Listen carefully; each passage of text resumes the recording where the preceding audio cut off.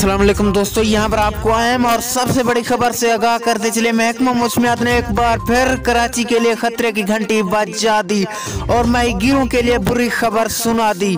कराची समंदर में क्या होने वाला है और कब तक चलेगा और कितने नुकसानात का बायस बन सकते हैं, आइए दोस्तों जानते हैं मुकम्मल तफसील।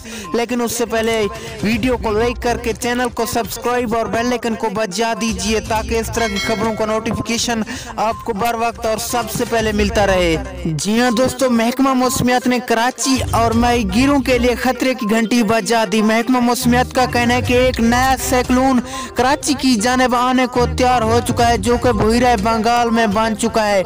महकमा मौसमियात का कहना है कि अगले 5-7 दिनों में एक नया साइक्लोन कराची को बड़ा नुकसान दे सकता है और ये बहुत ही खतरनाक। और महकमा मौसमियात का कहना है कि अगले 5-7 दिन माहीगीर समंदर में हरगिज़ ना जाए।